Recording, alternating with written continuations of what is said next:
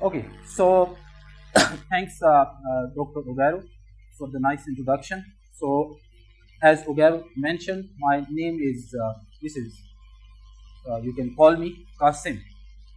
So, I am associate professor and chairperson in electrical engineering department at Information Technology University, Pakistan. So, although the topic is meta and flat optics, the way I described that day as well, I realized after discussing with the students a couple of things. Number one, there are like quite a mixture of students coming from undergraduate, from masters and PhD. I think very few from PhD. So I kept the level very basic. So it's even if you cannot pick, I'm here for like next 10 days, so we can still discuss and learn during other sessions as well. Second important thing, because I realized the students do not have background with metamaterials, so what I decided that first like half an hour to 45 minutes, I will be describing about what exactly are metamaterials, and then taking from there to what's the difference between metamaterials and meta surfaces, and why we call this meta surfaces as meta optics and flat optics. I think my introduction is more or less done, so I will skip this. So because Optica president is here, so I would like to mention that I'm also we also have SPI and Optica chapters, and I'm advisor of these chapters, and we do range of activities, which I think I will show the glimpse of them. Okay, so we work in a team. So team of various PI, 3 to 4 PIs, under the label of Innovative Systems and Solutions Laboratories, out of which MicroNano-Lab is directly under my control, and then various other areas like bioimaging and sensing, AI and computation, smart energy and photovoltaics, environment and sustainability, and then we lately jumped into STEM education and additive manufacturing. Most of you have seen yesterday a few of the initial prototypes on which we are further building upon. So we are more towards applied research, so working very closely with, it's from research to innovation and trying to liaison with the industry. So we work with strategic organizations to design mostly customized solutions for RF and microwave. For healthcare, we work with the local medical facilities in terms of disease diagnostics. And for education, recently we had a couple of meetings regarding the STEM education and developed some cost-effective solutions for the local public schools. And then there was like IoT sensors network, flexible and electronic sensors, and a few of you who have seen the poster yesterday as well, so different applications. So this is just a glimpse of few projects. In terms of what we have and what we do in collaboration and what we do outsourcing, so we are basically fabless modeling and design team. So I think this is pretty suitable for the developing world. Anybody sitting in the developing countries, it's we do programming, we use mind computation and all that. This is much easier to do. So we have a long history of running this fabless cycle with various international collaborators. Most of the works I will be showing during the lecture from here to onwards. Then bunch of trained human resource. We do focus on the building capacity in collaboration with foreign collaborators and obviously local industry. And computational resources for the using servers and such kind of licensing, so on and so forth. For the characterization and testing, yes, if we can do by ourselves, we do it, but if it is not possible, then again we go back to the collaborators. Device and system level prototyping, this pretty much now for the additive manufacturing, we are trying to develop capability in-house, but obviously for some advanced stuff, we rely in hybridization mode. And commercial design tools like computational tools, so on and so forth, which are very expensive, we can still collaborate with external partners. Something which we really outsource is nanofabrication, and obviously we build some linkages with industry and technology readiness, which is exactly what we want towards the end. Okay, this is, I had pretty much explained, so that's why for the students, I would say you take it as a complete package. It is like 18 plus 6, 24 hours of teaching and training. That involves actually 3 talks.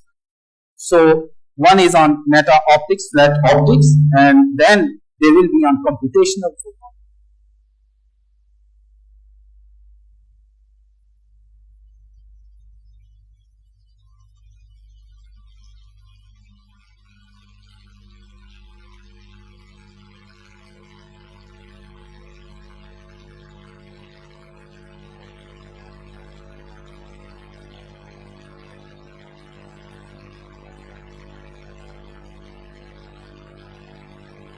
For the additive manufacturing, you have seen it is like optical system design, conventional, and then it will be packaging, how we do the CAD designing for those kind of optics.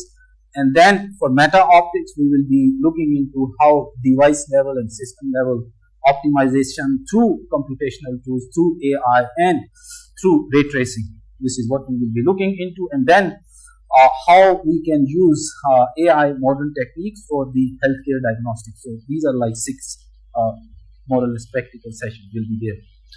So I would like to acknowledge we put lots of effort. There was a big team working on the preparation and the training and building the manuals. And I would also like to acknowledge the Kenyan students who were also part of the team during all this process, and we have been like putting lots of effort since 1.5 months into that. Okay, because I'm like student centric, so that's why I would put more towards basics and motivation, why you need to do optics, why you need to do meta optics, and so on and so forth. So optics, what are the opportunities and what are the markets you can get job into if you are working into applied optics? So I have taken this snap from European Photonics Consortium. So it is like optics is always branch of physics that study light and its behaviors. In terms of market, it's from medical, material, manufacturing, and communication platforms. There are a range of opportunities in industries. So if we look into like agrivoltaics, AR, VR, medicine, medical, defense, there are countless opportunities in terms of job market. So to further, like optics is an amazing field to be involved in. So I put salary, you see survey from the global salary survey report from SPIE. So these are like different markets in terms of defense, semiconductor industry, so healthcare, and later I think you will also see the slide. I mean, in terms of numbers, it's like you can make lots of money if you are expert in real applied stuff in various industries. And very interesting thing in terms of various markets, in terms of salary growth, you see particularly if you look at the Chinese, with every year, I mean, median salary is increasing, so that is also a very growing market in terms of job opportunities. And for the other, other areas, it's like pretty consistent in that. This I just put like optics has a great future. Make sure you don't shy away from asking things you don't know. So another, if you want to judge if the field is good or not, so very important key factor is sustainability of career in that particular domain, in that particular area. So if you look into numbers in different regions, so you see with the experience, you get a very decent career growth in optics areas. So this was like a bit about why you need to do optics, what we are doing, and what we will be doing in the next like 10 days. So before moving forward on what exactly are metamaterials, we will look into EM wave solutions and refractive index first. So refractive index obviously is a complex number which has real and imaginary part. So refractive index is like real part. It controls velocity and you can say phase as well, yes, to the medium. And if you want to write the phase constant, it is like beta is wave number into this real part, and excitation coefficient is the absorption inside the material, loss basically inside the material. So the relationship between refractive index and permittivity and permeability is something like this. So over here we need to keep an eye, a very interesting thing. So square of refractive index is basically mu r epsilon r. So now if we take the square root, so there should be mathematically, there should be two numbers, plus and minus, right, with this epsilon mu pair. And their relationship with electric and magnetic susceptibility should be something like this. So now what are the possibilities in terms of sign conventions of epsilon and mu? So there are four obviously possibilities. Both could be positive. One of them could be negative, and it could be the case that both of them are negative.